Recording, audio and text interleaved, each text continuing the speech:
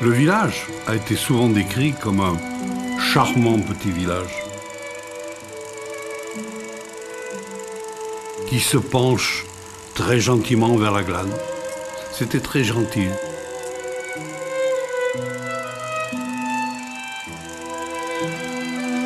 Il y avait, comme ailleurs, il y avait des commerçants.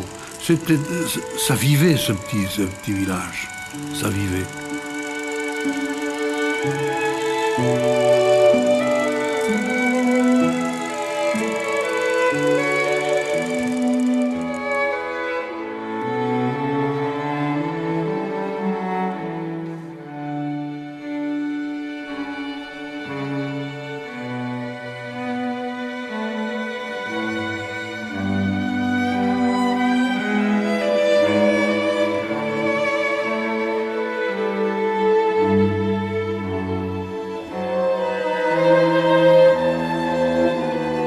Il existe encore des lieux à tout jamais marqués par la folie des hommes. Ces endroits vibrent toujours de la peur et de la douleur des martyrs innocents. Ces sanctuaires de la souffrance doivent tenir en alerte l'humanité tout entière. Et pourtant, certains dénient les leçons de l'histoire et sont prêts à recommencer. Certains sont prêts à utiliser des méthodes extrêmes afin de mettre en place leur conception de penser et d'agir.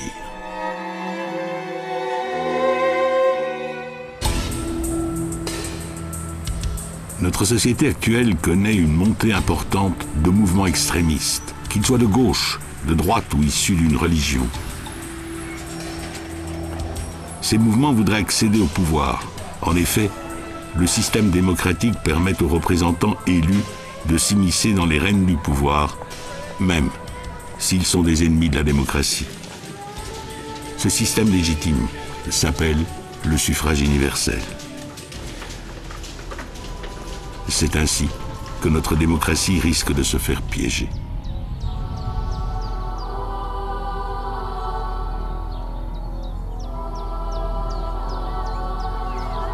Dans ce contexte, il apparaît urgent de prendre conscience des effets pervers d'un vote à destination d'un parti extrémiste.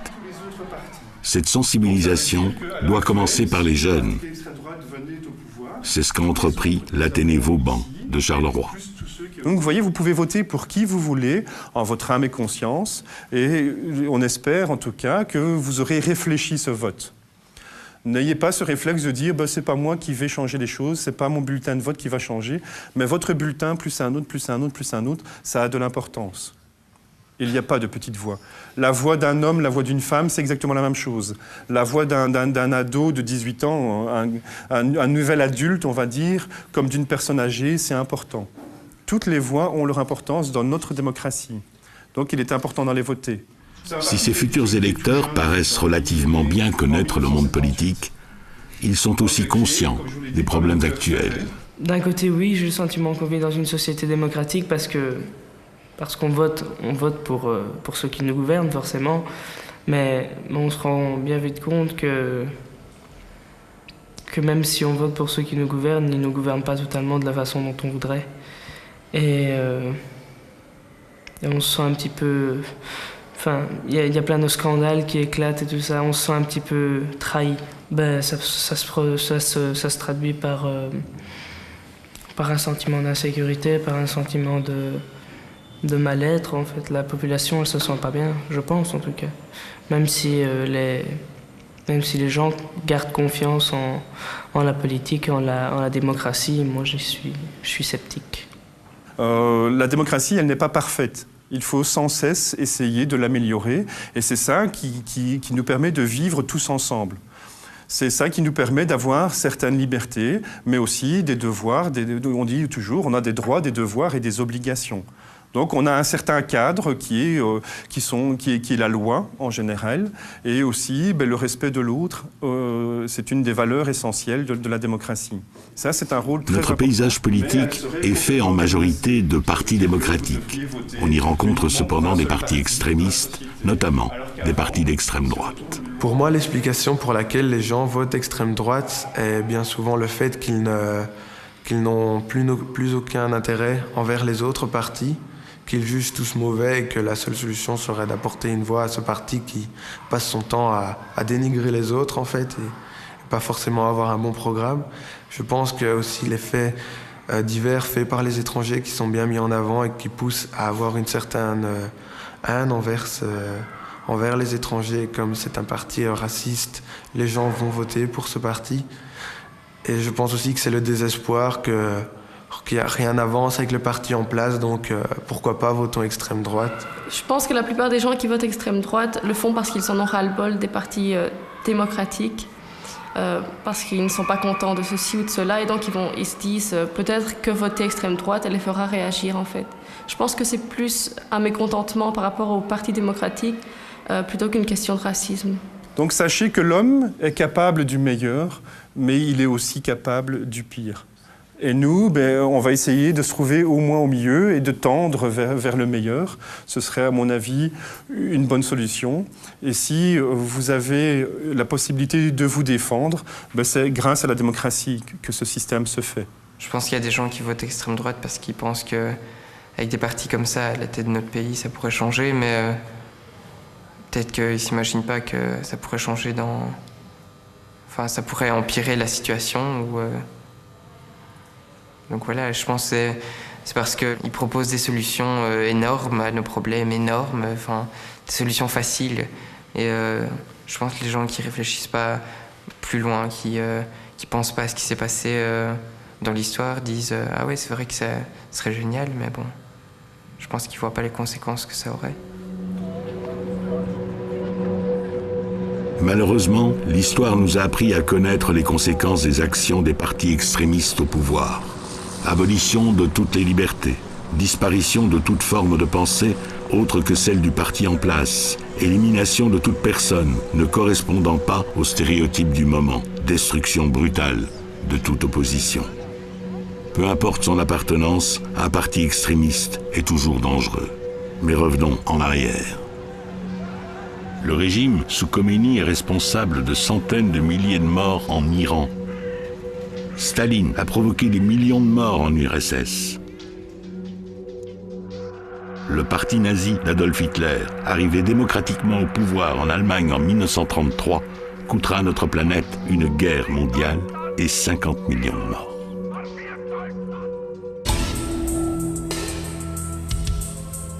Nombreux sont les endroits sur notre planète où des mouvements extrémistes ont perpétré les pires atrocités. Afin d'alimenter concrètement leurs réflexions, les jeunes de l'Athénée Vauban sont partis sur des lieux hautement symboliques d'un méfait nazi. Il s'agit du village d'Oradour-sur-Glane, dans le centre de la France.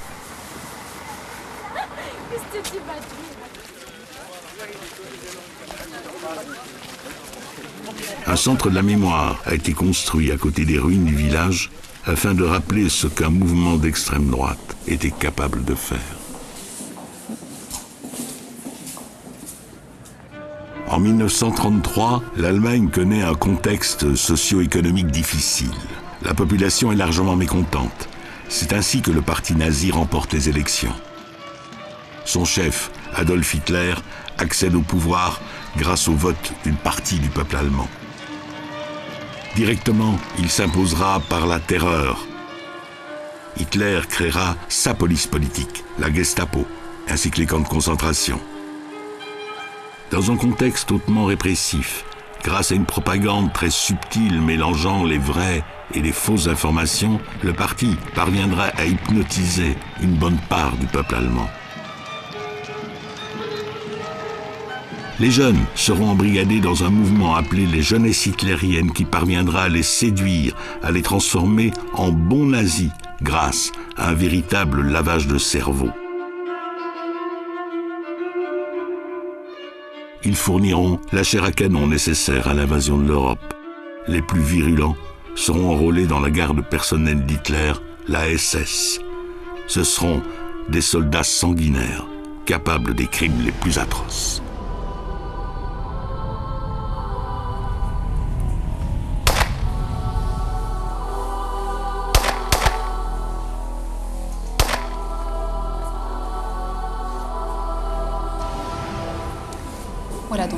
voyez cette vidéo ainsi que les photos qui sont à côté sont là pour illustrer ce dont ont été capables les SS avant d'arriver à Oradour. Dans ce couloir, si vous voulez, on en a terminé avec ce que je considère être l'histoire plutôt générale de la guerre. On va s'intéresser maintenant de plus près à l'histoire d'Oradour avant et on va présenter donc ce village pour connaître un petit peu ses caractéristiques. Bon, le village d'Oradour a été souvent décrit comme un charmant petit village qui se penche très gentiment vers la glane. C'est exact, la glane, elle est en bas. Et c'est vrai, c'était très gentil, Oradour. C'était un lieu très calme pendant la guerre. Le village, il y avait, comme ailleurs, il y avait des commerçants. Ça vivait, ce petit village. Ça vivait. Durant la Deuxième Guerre mondiale, le village d'Oradour a connu un sort tragique. En juin 1944, la division SS das Reich décide de sa destruction et de l'élimination totale de tous ses habitants. Alors, je suis là pour vous raconter ce qui m'est arrivé un certain 10 juin 1944.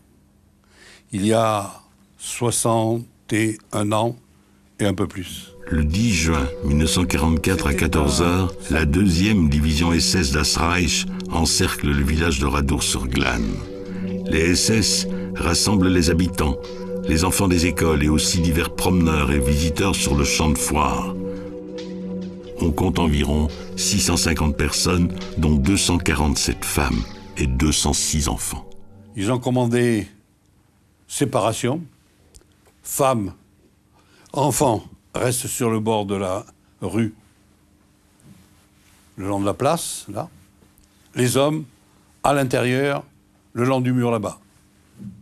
En partant, moi, je dis, j'embrasse ma mère, j'embrasse ma femme, elles étaient en larmes, mais j'ai dit, mais qu'est-ce qu'il y a?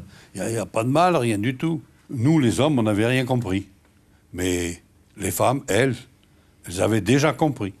Elles avaient compris qu'on mettait leurs hommes à part, c'est qu'on leur voulait quelque chose aux hommes. Elles pensaient qu'elles risquaient rien, d'autant plus qu'on leur a dit qu'on allait les amener à l'église.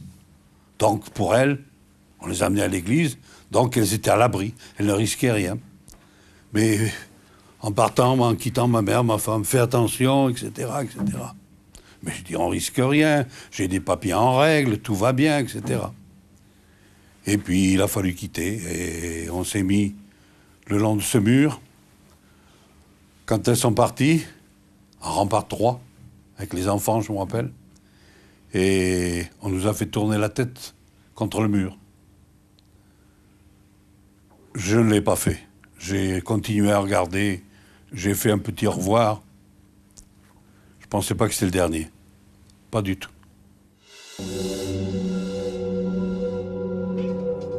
Les 198 hommes, répartis en 6 groupes, sont emmenés dans différents hangars fermés pour éviter qu'ils ne puissent s'enfuir. Les soldats, tout de suite, eux, ils ont commencé, il y en a un qui a trouvé un balai, qui a balayé sa place, qui a posé sa mitrailleuse, qui s'est couché, qui a visé, voir où ça allait, si c'était bien placé.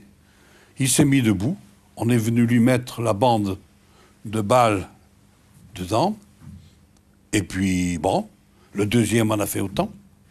Et bon, faut très calme, personne ne disait rien, mais ces détails que je vous donne, c'est pour vous démontrer qu'ils n'étaient pas affolés, rien du tout, qu'ils étaient absolument calmes. Les ordres qu'ils avaient reçus, ils les exécutaient à la lettre, calmement, froidement. C'était des soldats. À 16h, sur un ordre de leur supérieur, les SS gardant les 6 groupes ouvrent simultanément le feu sur les hommes. Certains sont tués, d'autres ne sont que blessés. Après le mitraillage, les SS entreront pour donner à certains le coup de grâce. Monsieur Dartout, qui est blessé aux jambes, et 5 de ses compagnons d'infortune ont échappé à la tuerie en se cachant sous les morts. Après le carnage, les SS mettent le feu. Et on regardait ce tas de cadavres qui brûlaient, dont quelques-uns hurlaient encore. Ça n'a pas duré trop longtemps. Heureusement pour eux, ils sont morts relativement vite. Nous, on ne pouvait plus rester là. De toute façon, on ne pouvait rien faire. Ce feu était trop puissant. Ce n'est pas fini. À 17h, toujours sur l'ordre d'un supérieur, le massacre des 450 femmes et enfants commence dans l'église. Ce sera véritablement atroce. Seule une femme, blessée, réussira à s'échapper du carnage. À 19h, la totalité du village est en flammes. Les SS se retirent, tout en laissant pour la nuit quelques gardes ayant pour ordre d'abattre tout survivant éventuel. Il y aura en tout 642 victimes.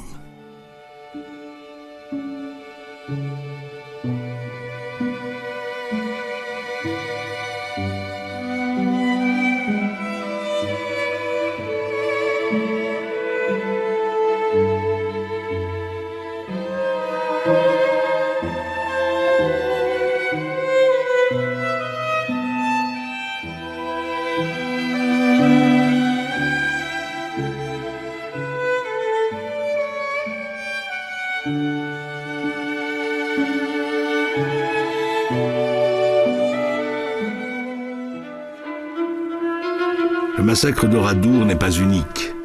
La division Das Reich avait une grande expérience de ce genre d'action menée régulièrement sur le front russe. Le but de ce massacre gratuit était de terroriser la population locale et ainsi de dissuader la résistance de mener des actions à l'encontre des troupes d'occupation. Il n'y a pas que les Allemands qui ont participé au massacre d'Oradour.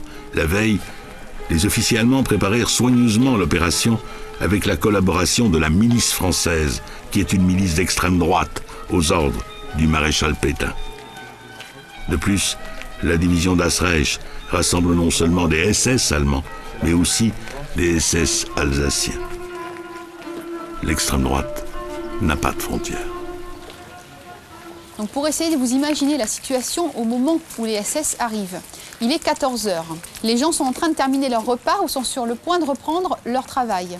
Et les gens voient arriver de ce côté-là, dans la rue principale, des véhicules militaires qui traversent la rue.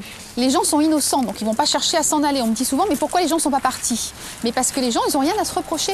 Ils sont innocents. Ce qui m'a le plus bouleversé, c'est quand on est entré dans le village. Parce que c'est la vue des premières ruines et puis s'imaginer, ce samedi 10 juin, essayer de s'imaginer la foule qui savait pas vraiment ce qui lui arrivait. Et, je trouve ça très dur, quoi. Parce qu'on peut pas vraiment s'imaginer, parce qu'on n'a pas connu. On peut pas. C'est quelque chose de tellement horrible, tellement qui nous dépasse. On peut pas, je pense, s'imaginer ça. Donc, les hommes ignorent complètement que ces femmes et ces enfants vont être enfermés dans l'église. Une fois que ces femmes et ces enfants sont enfermés, les hommes seront répartis en plusieurs groupes et c'est le massacre des hommes qui aura lieu en premier.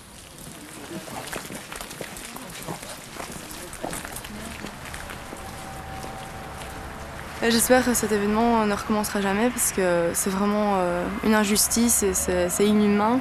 Ça ne devrait même pas exister parce qu'à la base, on est tous égaux et je crois que c'est impossible et c'est une horreur. Donc pour moi, j'espère que ça ne recommencera jamais parce que c'est horrible.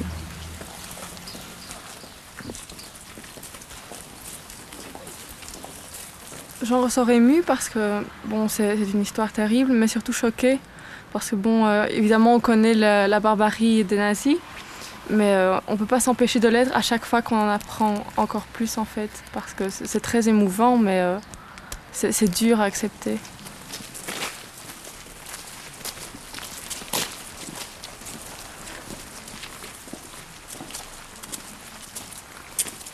Alors, vous voyez donc dans l'église. Alors, vous apercevez quand même que cette église n'est pas très très grande. Et pourtant, il y aura 450 femmes et enfants d'enfermés ici. Nous, on est, vous voyez, à peine une trentaine de personnes. Donc, les femmes et les enfants sont enfermés ici pendant que se déroule le massacre des hommes. Donc, elles peuvent entendre, bien sûr, ce qui se passe à l'extérieur, entre autres les tirs, mais ne savent pas ce qui se passe. Une fois que le massacre des hommes est terminé, les SS viennent ici. Ils vont tout d'abord faire exploser une caisse qui va libérer du gaz asphyxiant dans l'église, et ça donne une fumée noire et très épaisse. Et les SS ensuite vont tirer à vue, comme ils l'ont fait pour les hommes, et ensuite mettre le feu. Beaucoup de personnes ne sont pas mortes au moment où le feu va être mis. Beaucoup de personnes vont brûler encore vivantes. C'est un des caractéristiques. Les SS ne vont pas chercher à tuer les personnes avant de mettre le feu.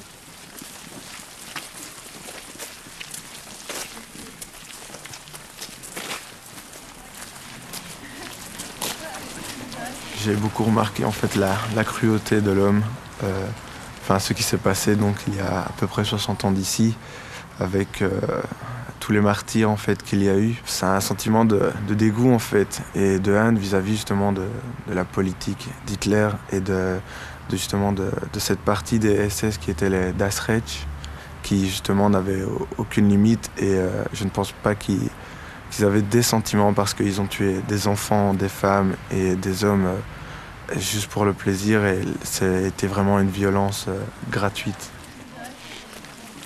Comme vous pouvez constater, il y a marqué 6 hommes se sont échappés de cette grange. Et je vous ai dit qu'il n'y en a que 5 qui sont restés en vie parce qu'effectivement le 6e homme va se faire abattre par les SS, pas très loin d'ici, sur le petit passage qui va tout droit derrière vers le cimetière.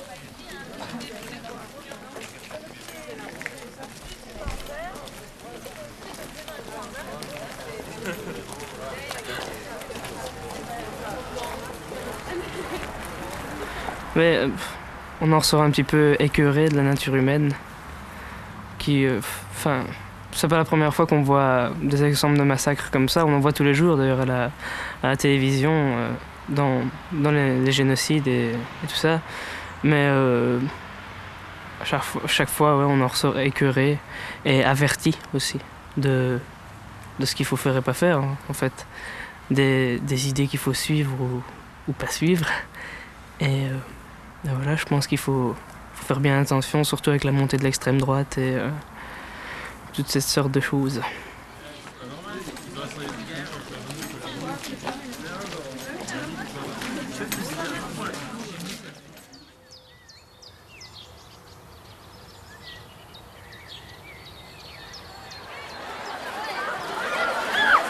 Lorsque une personne lance... Les cours ont recommencé. Le souvenir de ce qu'ils ont vu à Oradour restera à tout jamais gravé dans leur mémoire. Pour moi, je pense que j'ai mûri parce que je réfléchis plus aux conséquences des actes et j'essaye peut-être plus de m'intéresser au sujet de guerre, etc. Donc pour moi, c'est clair que le témoignage de cet homme, il restera à jamais dans ma mémoire, je ne l'oublierai jamais. Donc je pense qu'on n'en revient jamais, d'Oradour, on n'en revient jamais pareil. Le massacre d'Oradour leur a ouvert les yeux sur les dangers de l'extrémisme. Mais je pense que raconter l'histoire de ces gens-là peut choquer les personnes à qui on le raconte en fait. Et c'est peut-être le meilleur moyen en fait de les faire voter pour un parti démocratique, c'est de leur dire si tu votes pour un parti d'extrême droite, regarde ce qui s'est passé il y a 60 ans, ça pourrait très bien se repasser maintenant. Alors fais attention à ce que tu fais, réfléchis avant de voter extrême droite. Je pense que j'ai une toute petite place dans l'avenir. Je ne pourrai jamais changer le monde, mais si j'arrive déjà à changer quelques esprits ou quelques personnes sur l'extrême droite, ce sera déjà un grand pas pour moi, je pense. Je pense, oui, que les gens qui font partie des mouvements d'extrême droite sont dangereux. Parce que je dis pas qu'ils rêvent de massacres comme ça, mais bon, qui sont quand même prêts à les répéter, quoi. C'est dangereux de laisser un parti d'extrême droite parce que ça devrait... C'est pas démocratique de dire ça, mais ça devrait être interdit, un parti comme ça. D'ailleurs, c'est la faiblesse dans notre société, c'est qu'on laisse trop faire les gens et qu'on veut tellement pas on veut tellement pas ressembler à ceux qu'on veut éradiquer qu'on ne veut pas les éradiquer. On ne peut pas. Je sais pas comment j'ai fait, parce que... Ces jeunes ressortent de cette réflexion avec une vision réaliste de l'avenir. Je pense que ça pourrait recommencer, mais j'espère pas. Et donc, pas que je me voile la face sur le fait que ça puisse recommencer, mais j'espère pas que ça recommence, quoi. Pourquoi? Parce que j'ai pas envie que ce qui s'est passé au Oradour se passe dans mon village, par exemple. je conçois, je sais pas comment sera l'avenir. J'ai envie de dire je veux pas le savoir, mais il faut pas dire ça parce que sinon on va laisser les choses se faire. Il faut, je sais pas en fait. À mon avis, c'est pessimiste, mais ça a de grandes chances de recommencer, donc il faut faire beaucoup d'efforts. Dans quelques mois, ces jeunes iront voter. Le voyage à Oradour les a rendus un peu plus conscients des enjeux actuels et un peu plus responsables de leur avenir.